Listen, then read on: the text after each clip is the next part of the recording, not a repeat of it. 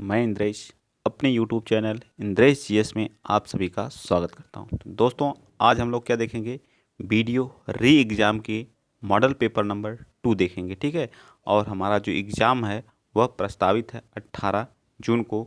यह सूत्रों से पता चला है, बहुत जल्द ही जो इसका जो है एक नोटिस आप लोगों को देखने को मिल जाएगी यूपी ट्रिपल एस सी की वेबसाइट पे। तो हम लोग उसी को टारगेट करते हुए स्टार्ट करते हैं अपनी तैयारी, ठीक है। कल भी आप लोगों की ये क्लास चली थी, उसमें हम लोग प्रैक्टिस सेट नंबर 2 सीरीज का भी कर रहे हैं। जितना भी है इसका PYQ, जितने भी यूपी ट्रिपल एस सी द्वारा क्वेश्चन पूछे गए सारे क्वेश्चन मैं यहाँ कराऊंगा, चाहे इतिहास हो गया, चाहे भूगोल हो गया, चाहे geography, polity, A to Z जितने भी PYQ हैं सारे यहाँ कवर किए जाएंगे, ठीक है। तो क्लासेस स्टार्ट हो चुकी हैं, आप लोग धमाकेदार तरीके से जुड़िए और शेयर भी कर दिया करिए। चलिए स्टार्ट करते हैं आज का पहला क्वेश्चन। क्वेश्चन नंबर 1 क्या कह रहा है? देखिए, क्वेश्चन नंबर 1 कह रहा है कि वह क्या कह रहा है? वह स्वतः ही जान जाएगा। वह स्वतः ही जान जाएगा में वह क्या है? कौन सा सर्वनाम है? ठीक, वह स्वतः ही जान जाएगा। वह स्वतः ही जान जाएगा। वह में वह सर्वनाम है में वह क्या, कौन सा सर्वनाम है? इसको बताना, बताइए। तो वह एक क्या है? एक निजवाचक सर्वनाम। वह स्वतः ही, स्वयं जान जाएगा, ठीक। वह स्वतः ही जान जाएगा, स्वयं की बात कर रहा है। निज, तो यहाँ क्या होता है? निजवाचक सर्वनाम होता है। सर्वनाम, सर्वनाम के भेद कितने होते हैं यहीं पे बता, डिटेल से हम लोग पढ़ेंगे, ये नहीं कि भागना हम लोगों को, ठीक है, ताकि पूरी कवर होती जाए। सर्वनाम के भेद कितने होते हैं? तो सर्वनाम हमारा 6 प्रकार का होता है।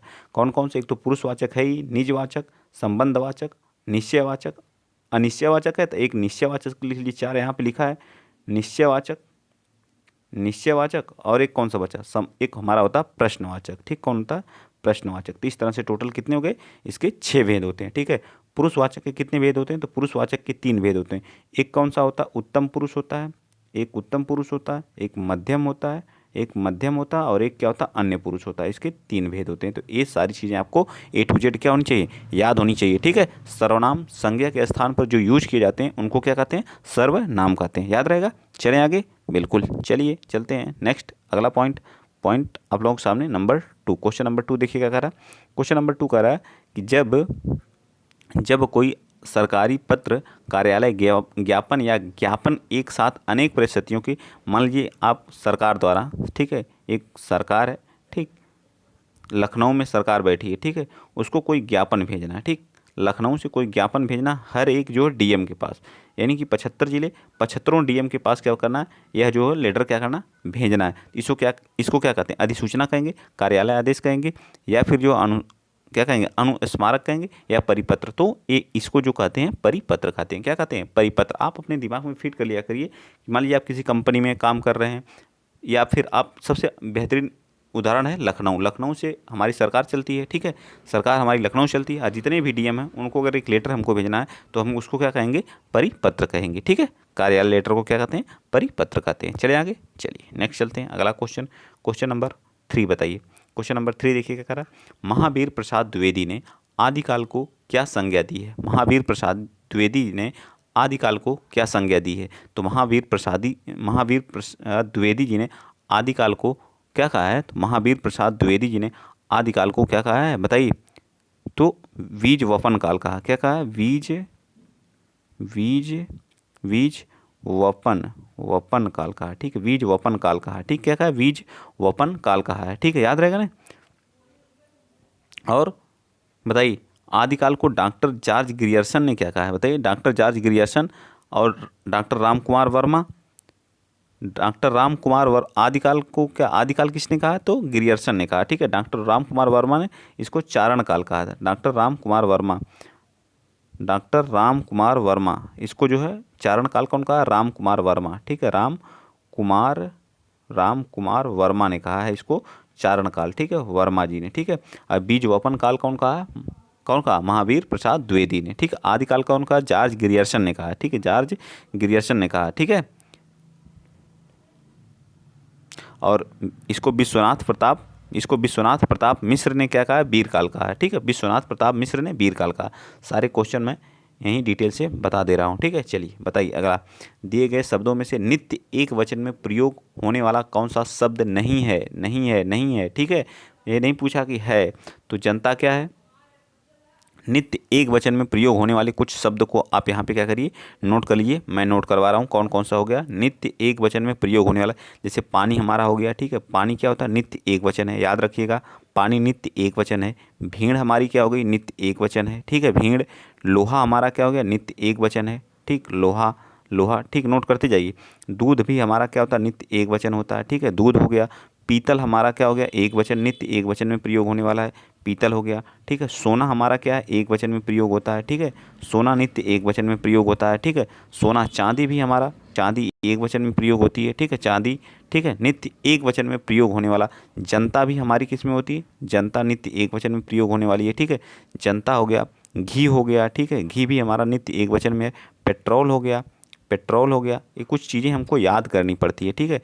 तेल हो गया, आकाश हो गया, तेल हो गया, आकाश, हस्ताक्षर हो गए, ये सभी नित्य एक वचन में प्रयोग होने वाले शब्द हैं, ठीक, ठीक। तो पानी, हस्ताक्षर, आकाश, ये सभी नित्य एक वचन में है।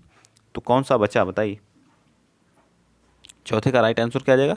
तो सी, हस्ताक्षर, इसमें हस्ताक्षर नित्य बहुवचन होता है, ठीक है, नित्य बहुवचन है, हस्ताक्षर नित्य बहुवचन। तो नित्य बहुवचन वाले कुछ लिखेंगे, लिख लीजिए यहाँ पे। जैसे हो गया लोग, लोग हो गया नित्य बहुवचन में। प्राण हो गया, ठीक है, प्राण हो गया, ठीक है। आंसू हो गया हमारा, आंसू हो गया नित्य बहुवचन में, आंसू हो गया। हस्ताक्षर हो गया, दर्शन हो गए नित्य बहुवचन में। समाचार हो गया नित्य बहुवचन में, ठीक है। तो याद रखेंगे आप लोग कि पानी, भीड़, लोहा, दूध, पीतल, सोना, चांदी, जनता, घी, पेट्रोल, तेल, ठीक है, ये सभी हमारे नित्य एक वचन में प्रयोग होते हैं। बहुवचन, नित्य बहुवचन, हस्ताक्षर हो गया, लोग हो गया, प्राण हो गया, आंसू हो गए, दर्शन हो गए, समाचार आदि, ये सभी हमारे नित्य बहुवचन में, ठीक। चलिए आगे चलते हैं। नेक्स्ट अगला पॉइंट, क्वेश्चन नंबर 5 देखिए क्या कह रहा है कि हिंदी स्वरों का वर्गीकरण जब जीव के भाग के आधार पर किया जाता है तो निम्नलिखित में से कौन सा भेद इसके अंतर्गत नहीं आता है। तो इसमें जब जीव के आधार पर, मान लीजिए आपकी क्या है, जिह्वा है, ठीक है, मान लेते हैं हम आपकी ये क्या है, जिह्वा है, ठीक। ये इसका क्या होता है, अग्रभाग होता है, ठीक, क्या होता है, अग्रभाग होता है, ठीक है, जीभ का अग्रभाग। ये वाला कौन सा होता है, मध्य भाग, ठीक, इसको क्या कहेंगे, मध्य भाग। और इसको क्या कहते हैं, पश्च भाग। क्या बोलते हैं इस जीभ को, पश्च भाग, ठीक है, क्या बोलते हैं, पश्च भाग। तो जीभ के आधार पर जो है स्वरों को 3 भागों में बांटा गया, अग्र स्वर, मध्य स्वर और पश्च स्वर। तो कौन सा, विवृत स्वर कोई स्वर नहीं होता, ठीक है, जीभ के आधार पर विवृत स्वर कोई स्वर नहीं होता। तो इसका राइट आंसर क्या आ जाएगा, डी पार्ट बिल्कुल सत्य हो जाएगा, ठीक है। चलिए आगे चलते हैं। नेक्स्ट अगला बताएंगे क्वेश्चन नंबर 6, बता दीजिए क्वेश्चन नंबर 6 क्या कह रहा है। क्वेश्चन नंबर 6 कह रहा है निम्नलिखित में से कौन सा शब्द वर्तनी की दृष्टि से गलत है। बताइए, वर्तनी की दृष्टि से हमें क्या बताना, कौन सा गलत है। क्वेश्चन नंबर 6 का बताइए। क्वेश्चन नंबर 6, वर्तनी की दृष्टि से क्या है। आँख कैसे लिखा जाता है, आँख ऐसे लिखा जाता है, ठीक है। आँख शब्द हमारा क्या है यहाँ पे गलत है। और हमसे क्या पूछा, गलत ही पूछा, लेकिन ऑप्शन के हिसाब से हमारा ये क्या हो जाएगा, सही हो जाएगा, ठीक है। ऑप्शन के हिसाब से हमारा क्या हो जाएगा, बिल्कुल सत्य होगा। बाकी 5वां गांधी, बांस, देख लीजिए कैसे क्या लिखे जाते हैं। देखिए ये भी सही है, ये भी सही है वर्तनी की दृष्टि से, ये भी, लेकिन हमसे पूछा था गलत। तो गलत क्या है हमारा, आँख, आँख गलत लिखी गई, आँख ऐसे लिखी जाती है, ठीक है। तो राइट आंसर क्या आ जाएगा, डी। नेक्स्ट चलते हैं क्वेश्चन नंबर 7। बताइए, जो भी पढ़ेंगे हम लोग भी डिटेल के साथ पढ़ेंगे, ठीक है, ताकि आपकी हिंदी यहीं से कवर हो जाए, जो पूरा सिलेबस। वर्तनी की दृष्टि से, नहीं तो अगर आप लोग कहिए तो मैं टिक लगाता चलूँ फास्ट पढ़ाते हुए, जो है टिक भी लगाना मुझे आता है, फटाफट लगवाते चलूँगा। वर्तनी की दृष्टि से दिए गए विकल्पों में से अशुद्ध विकल्प छांटिए। अशुद्ध कौन सा, इसमें भी अशुद्ध बताना। पूजनीय, पूजनीय कैसे लिखा जाता है, पूजनीय, ठीक है, सही है या गलत है बताइए। क्वेश्चन नंबर 7वें में व्यंग्य, महीना भी सही है, ठीक है, महीना भी बिल्कुल सही है, ठीक। लेकिन व्यंग्य, व्यंग्य हमारा ऐसे लिखा जाता है, ठीक है, व्यंग्य इस तरह लिखा जाता है, ठीक है। व्यंग्य, एक ग नहीं रहेगा तब भी कोई बात नहीं, व्यंग्य, ठीक। हाँ हाँ बिल्कुल सही है, व्यंग, व्यंग ऐसे ही है, ठीक है। तो व्यंग ऐसे लिखा जाता है, ना कि ऐसे।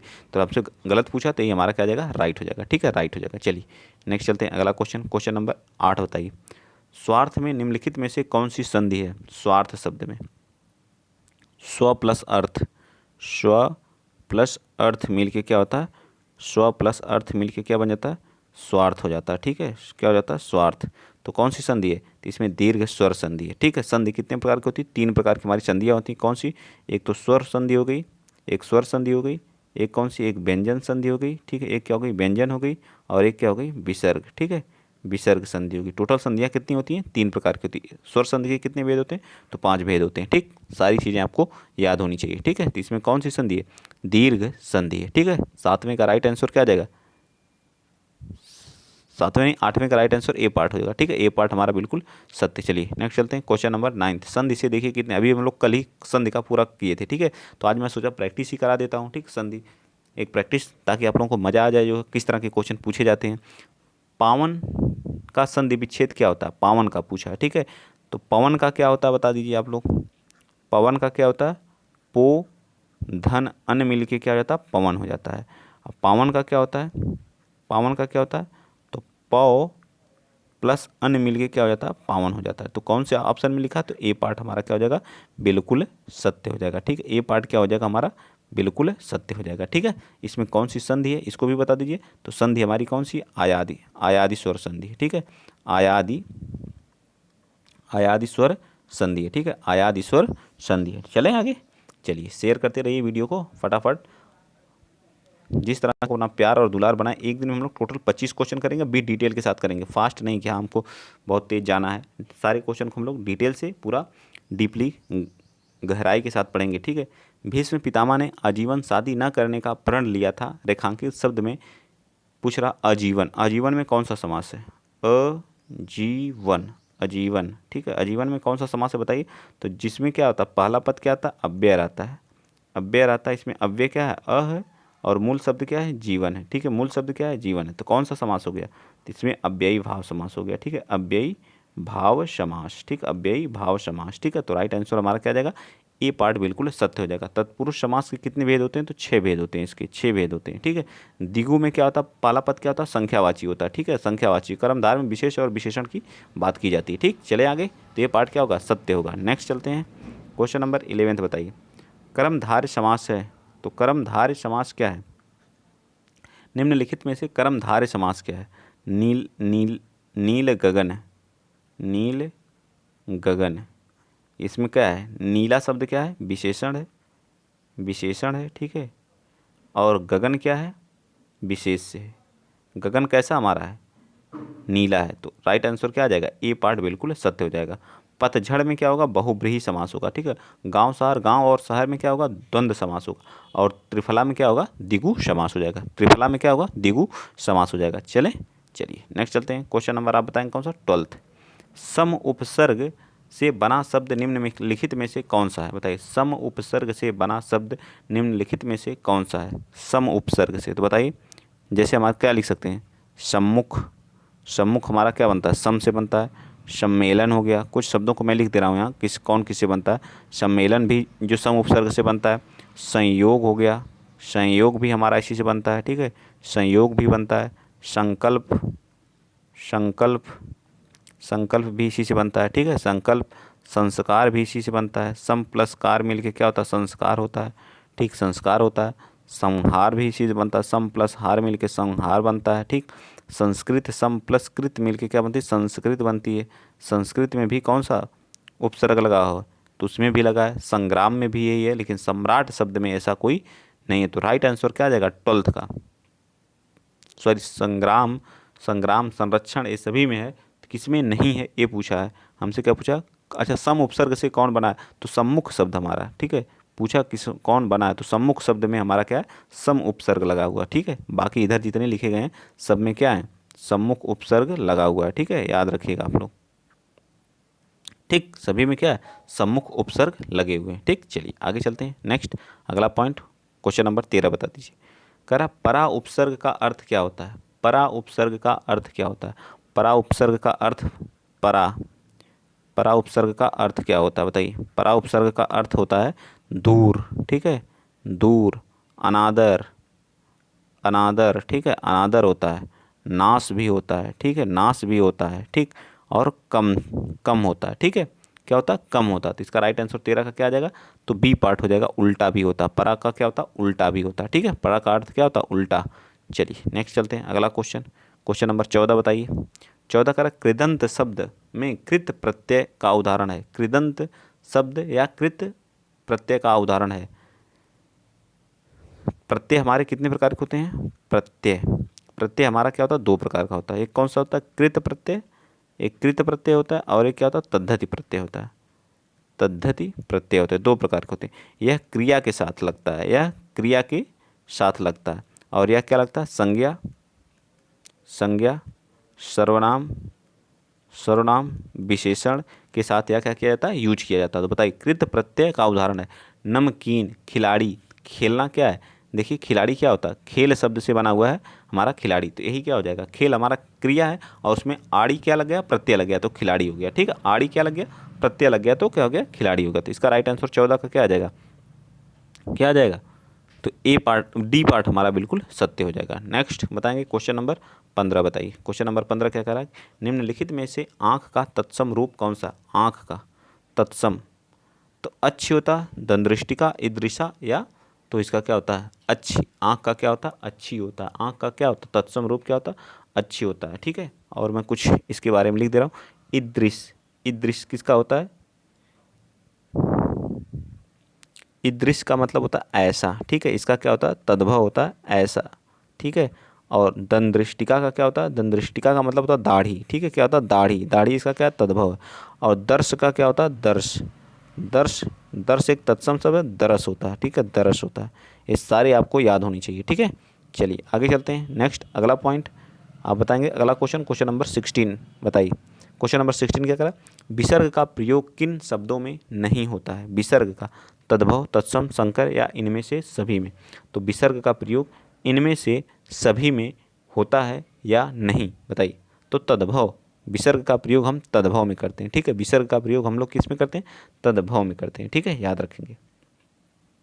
नेक्स्ट क्वेश्चन नंबर आप बता दीजिए 17। क्वेश्चन नंबर 17 क्या करा, क्वेश्चन नंबर 17 का चौथा, चौथा का तत्सम, चौथा का तत्सम क्या होगा, चतुस, चतुस होगा या चतुर्थ होगा, बताइए। चतुर्थ होगा, तो राइट आंसर क्या आ जाएगा, चतुर्थ। तो इसका राइट आंसर क्या आ जाएगा, डी, डी बिल्कुल सत्य हो जाएगा। ठीक है, चलिए नेक्स्ट चलते हैं अगला क्वेश्चन।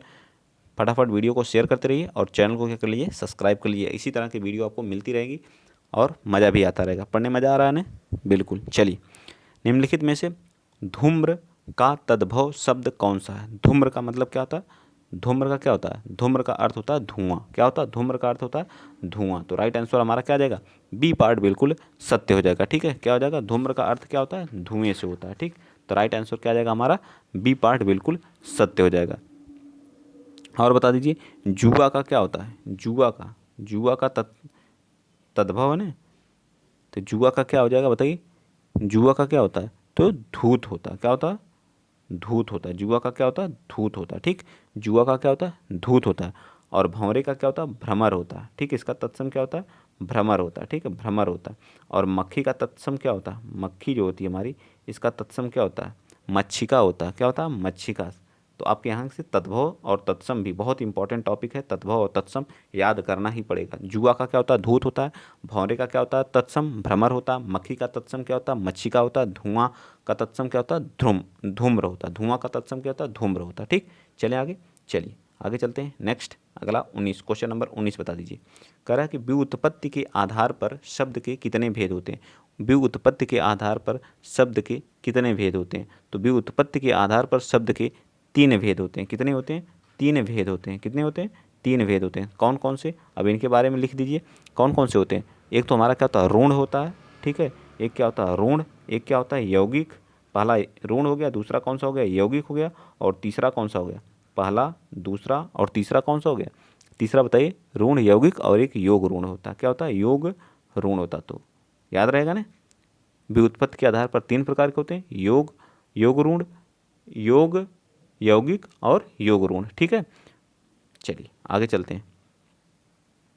अगला क्वेश्चन, क्वेश्चन नंबर कौन सा, 20 बताइए। क्वेश्चन नंबर 20 क्या कर रहा है, क्वेश्चन नंबर 20 कह रहा है स्वतंत्रता सबको प्यारी होती है, वाक्य के रेखांकित शब्द का संज्ञा। तो स्वतंत्रता में पूछ रहा है कौन सी संज्ञा है, तो स्वतंत्रता हमारी क्या है, स्वतंत्रता में एक भाववाचक संज्ञा। ठीक है, स्वतंत्रता में कौन सी संज्ञा है, भाववाचक संज्ञा। ठीक है, क्या है, भाववाचक संज्ञा के कितने भेद होते हैं, तो 5 होते हैं। कौन कौन से, 3 तो यहाँ लिखे गए हैं, एक जातिवाचक, भाववाचक, गुणवाचक, और कौन सा होता है, एक व्यक्तिवाचक होता है।